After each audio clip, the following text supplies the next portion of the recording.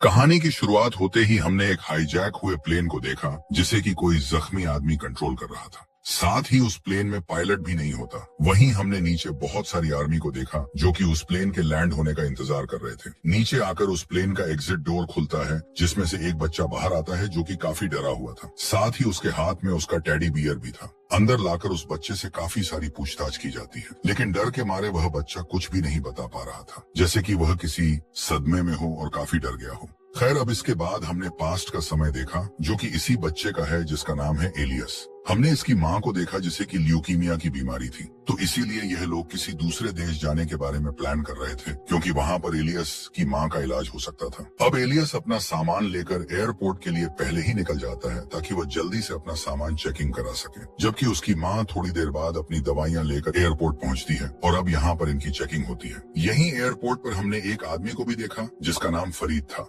वो यहाँ पर एलियस की मदद करता है क्योंकि यहाँ पर एलियस अकेला था, वह बच्चा था और साथ ही वह फरीद नाम का आदमी भी एक अच्छा इंसान था। खैर, अब इसके बाद प्लेन यहाँ से चल पड़ता है और हवा में पहुँच गया। यहाँ पर हमें एलियस की माँ काफी उदास दिखाई दे रही थी क्योंकि उसे अपने पास्ट की बातें याद आ रही थी, जब वह एलियस के पिता यानी अपने हस्बैंड के साथ बहुत खुश रहा करती थी और यह लोग काफी अच्छी जिंदगी बिता रहे थे। लेकिन एक दिन रात में वापस आते वक्त उनकी रास्ते में गाड़ी खराब हो गई, इसीलिए एलियस के फादर इधर उधर मदद मांगने के लिए गए, लेकिन वो वापस फिर लौटे ही नहीं। और ये सारी चीजें याद करके एलियस की मॉम काफी इमोशनल हो गई। अब यहाँ प्लेन के क्रू मेंबर में एक आदमी होता है जिसका नाम एड पोल है और इसके इरादे कुछ नेक नहीं लग रहे थे, और जब प्लेन आसमान में होता है तो वह अपने एक साथी के साथ मिलकर प्लेन के मार्शल को मार देता है। साथ ही प्लेन में जो पायलट होते हैं उनमें से एक ऐसी का साथी था, इसीलिए उस दूसरे पायलट ने अपने को पायलट को भी मार दिया था। यानी कि अब प्लेन हाईजैक हो चुका है और इससे सबके सब पैसेंजर काफी डर जाते हैं। अब यहाँ पर एलियस जब मैनुअल को पढ़ता है तो अपनी माँ से कहता है कि प्लेन में एक सेफ जगह है जो कि कार्गो सेक्शन ओपन है। वो अपनी माँ से जब यह बात कहता है तो वह मना करती है, लेकिन फिर भी डर के मारे वो वहाँ पर जाने लगा। उसकी माँ भी उसके पीछे जाने लगती है, लेकिन तभी एडपोल ने इन्हें देख लिया और वह एलियस की मॉम नाडिया को शॉट कर देता है। यह देखकर एडपोल का साथी आकर उससे कहता है कि तुम अब किसी को नहीं मारोगे, हमें कम से कम लोगों को मारना है। वहीं एलियास ने देखा कि उसकी माँ नाडिया की जान चली गई है, जिससे उसे बहुत दुख हुआ। तभी कार्ल एलियास के पास आता है और उससे कहता है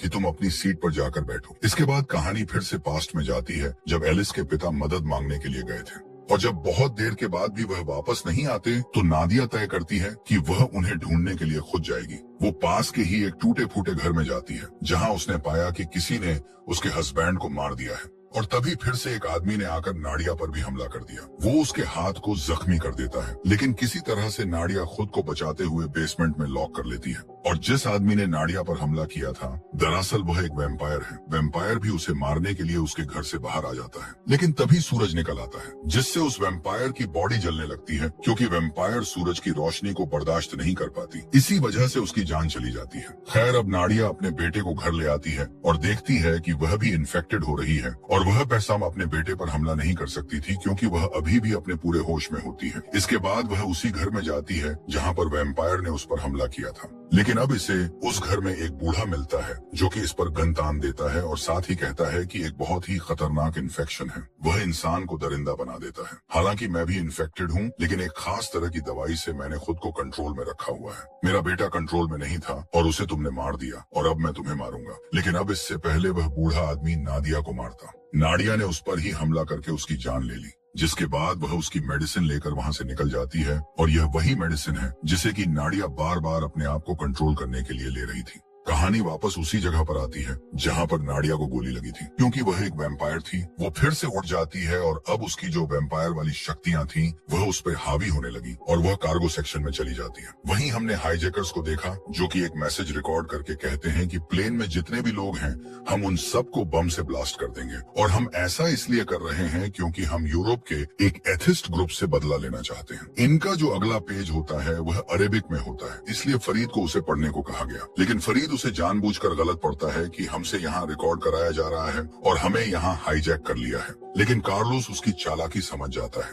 इसीलिए वह उसे गन दिखाते हुए कहता है कि तुम्हें सब कुछ सही पढ़ना होगा। वहीं हमने कार्गो सेक्शन में दिखाया गया जहाँ पर दो हाईजैकर आते हैं और यहाँ नाड़ियां भी छिपी हुई थी। वो यहाँ पर पैराशूट लेने आए थे क्योंकि हाईजैकर्स का प्लान था कि वह सब तो पैराशूट लेकर कूद जाएंगे और बाद में वो प्लेन को ब्लास्ट कर देंगे। उन्होंने प्लेन में कुछ बम भी लगा रखे थे जो रिमोट से ब्लास्ट किए जा सकते हैं। लेकिन यहाँ कार्गो सेक्शन में नाड़ियां थी जो कि एक हाईजैकर को मार के वहाँ से निकल जाती है, क्योंकि वह अब एक वेम्पायर में बदलने लगी थी। इसके बाद नाड़ियां ऊपर आ गई जहाँ पर कि सभी पैसेंजर हैं, और यहाँ पर इस वक्त कोई भी हाईजैकर नहीं था, क्योंकि वह सभी नीचे कार्गो सेक्शन में जा चुके थे प्लेन से कूदने के लिए। नाड़ियां यहाँ पर सभी पैसेंजर से पूछती हैं कि क्या किसी से प्लेन उड़ाना आता है, और यहाँ पर एक एरोनॉट इंजीनियर का स्टूडेंट होता है, कहता है कि मैं प्लेन उड़ा सकता हूँ। जिसके बाद नाड़ियां उसे कॉकपिट में ले आई, वो ऑटो पायलट पर रखा गया होता है। फरीद यहाँ पर सभी लोगों को बताता है कि इस प्लेन को न्यूयॉर्क में क्रैश करने का प्लान है, क्योंकि मैंने ये सब उनकी स्क्रिप्ट में पढ़ा है। वहीं नीचे जाकर हाईजैकर देखते हैं कि यहाँ उनके एक साथी की मौत हो गई है, लेकिन नाड़िया ने उसकी मौत को इस तरह से दिखाया था कि लगे कि कुत्ते ने उसे मारा है, क्योंकि यहाँ कुत्ते भी होते हैं। लेकिन तभी यहाँ पर एड पोल को एक दवाई दिख जाती है जो कि नाड़िया की थी, और अब उसे शक हो जाता है। इसीलिए वो नाड़िया के खून के निशान देखता है, जिसके बाद ये लोग उसके खून का पीछा करते हुए फिर से ऊपर वाले सेक्शन तक आ जाते हैं, जहाँ पर कि सभी पैसेंजर हैं, और इन्होंने देखा कि यहाँ कॉकपिट का दरवाजा बंद है। इसीलिए एक बच्ची को बंधक बनाकर उससे दरवाजा खोलने के लिए कहते हैं कि अगर तुमने दरवाजा नहीं खोला तो हम इस बच्ची को मार देंगे। वहीं नाड़ियां जो अब एक वेम्पायर बन रही हैं, बच्ची की जान बचाने के लिए कॉकपिट का दरवाजा खोलकर उस हाईजैकर पर हमला करके उसकी जान ले लेती है। दरअसल अब वो एक वेम्पायर बन चुकी है, और यह देखकर जितने भी हाईजैकर हैं वह ज्यादा डर जाते हैं और वह दूसरे वाले कंपार्टमेंट में भागने लगे। यहाँ पर हाईजैकर्स को समझ नहीं आता कि आखिर ये क्या हो रहा है और किस तरह से इसने हमारे साथियों को मार दिया। एड पोल को नाड़िया की डायरी मिलती है, जिसे पढ़कर वह समझ गया कि वह एक वेम्पायर है। हालांकि उसकी इस बात पर उसके साथी विश्वास नहीं कर रहे थे, क्योंकि वह एक सनगी इंसान था। वहीं नाड़िया जो कि अब पूरी तरह से वेम्पायर बन चुकी है, वह वॉशरूम में जाकर अपने आप को एक और इंजेक्शन लगाती है, जिससे उसका गुस्सा थोड़ा कम हो जाता है। वहीं वह सारे के सारे हाईजैकर्स अब नाड़िया को मारना चाहते हैं, इसीलिए वह एक साथ कॉकपिट की तरफ बढ़ने लगे। एड पोल जिसे पता लग चुका है कि नाड़िया एक वेम्पायर है, वह एक खास तरह की टॉर्च लेकर आता है जिन्हें कि वेम्पायर बर्दाश्त नहीं कर सकते, और वह उस टॉर्च की रोशनी को नाड़िया पर डालता है, जिससे वह तड़पने लगती है, और इस मौके का फायदा उठाकर वह उसकी बॉडी से कुछ ब्लड निकाल लेता है। जिसके बाद वो एक स्टिक से उसे मारने ही वाला होता है कि तभी नाड़िया का बेटा इलियास आ जाता है। वो अपनी माँ को बचाने के लिए उस पर गोली चला दिया,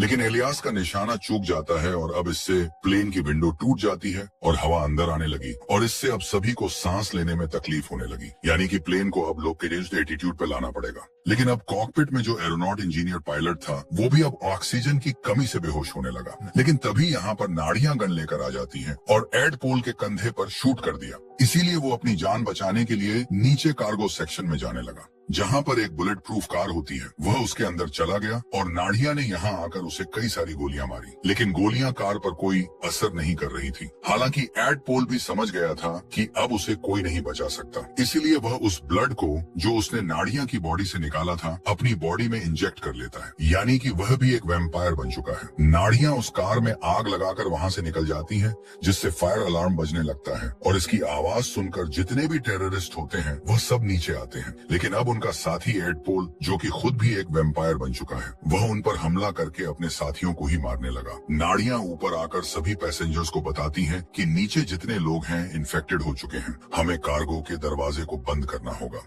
यह दरवाजे को बंद करने लगते हैं, लेकिन अब वेम्पायर भी दरवाजे को खोलने की कोशिश कर रहे थे, और इसी बीच में एक हाईजैकर वेम्पायर फरीद के हाथ में काट लेता है। लेकिन नाड़ियां बिल्कुल भी देर ना करते हुए फरीद का हाथ काट देती है, जिससे उसका इन्फेक्शन खत्म हो गया।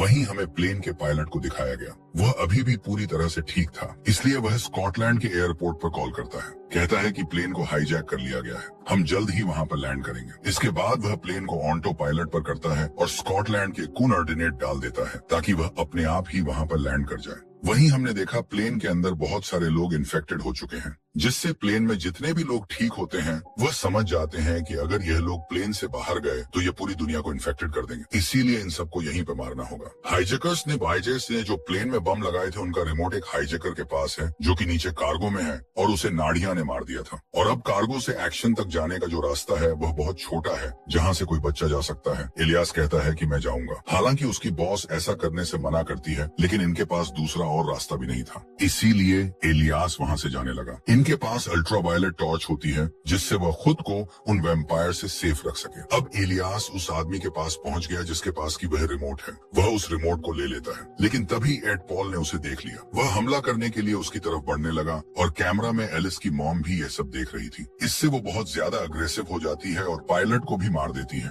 क्योंकि वह जानती थी कि यह पायलट भी उनके साथ मिला हुआ है और वैसे भी उसे अपनी शक्तियां बढ़ाने के लिए खून की जरूरत है। वह उस जगह पर पहुंच जाती है जहां एडपोल था। इसने एडपोल पर हमला कर दिया, लेकिन वह उससे भी ज्यादा ताकतवर था, पर हावी हो गया और मौका मिलते ही एलियास ने यहाँ पर इमरजेंसी डोर को खोल दिया, जिससे सूरज की रोशनी अंदर आने लगती है। फरीद भी सीसीटीवी कैमरा से यह सब देख रहा था। वो प्लेन को ऑटो पायलट मोड से हटाकर उसे थोड़ा घुमा देता है, जिससे कि एडपोल जिससे उसकी स्किन जलने लगी और प्लेन से गिर के उसका खात्मा हो गया। लेकिन अब नाडिया बहुत ज्यादा जख्मी हो चुकी है। हालांकि वह अपने बेटे को सही सलामत देखकर बहुत खुश होती है। वहीं फरीद जो कि कॉकपिट में है, वह फिर से प्लेन को ऑटो पायलट पर डाल देता है, जिसके बाद प्लेनेट लैंड हो जाता है और यहीं से फिल्म की कहानी शुरू हुई थी, जहां पर कि कर्नल फरीद को हाईजैकर समझ रहे होते हैं और वहीं अब इलियास ने भी पूरी कहानी बता दी होती है। लेकिन कोई भी इसकी बातों पर बिलीव नहीं करता, क्योंकि वैम्पायर पर तो वैसे ही किसी को विश्वास नहीं है। इसीलिए कर्नल अपने सोल्जर से कहते हैं कि तुम सबको अंदर जाना होगा। इनकी बॉडीज पर कैमरा लगे होते हैं और जब सिपाही अंदर जाते हैं तो अंदर सभी लोग वैम्पायर बन चुके थे, जो कि सोल्जर्स पर हमला कर देते हैं। और कर्नल यह सब उनकी बॉडी पर लगे कैमरा से देख रहे थे, यानी कि एलियास जो भी कह रहा था वह सारी बातें सच हैं। अब फरीद को भी सोल्जर्स द्वारा रेस्क्यू कर लिया जाता है और एलियास अपनी मॉम को देखने के लिए जल्दी से प्लेन की तरफ भागने लगा। लेकिन उसकी माँ अब पूरी तरह से वैम्पायर बन चुकी है और वह चाहकर भी किसी भी दवाई से अब दोबारा नॉर्मल नहीं हो सकती। यह देखकर एलियास को बहुत दुख होता है और उसके पास अभी भी वह रिमोट होता है जिससे वह प्लेन को ब्लास्ट कर सकता है। इसलिए वह प्लेन को ब्लास्ट कर देता है, जिससे सभी वैम्पायर एक साथ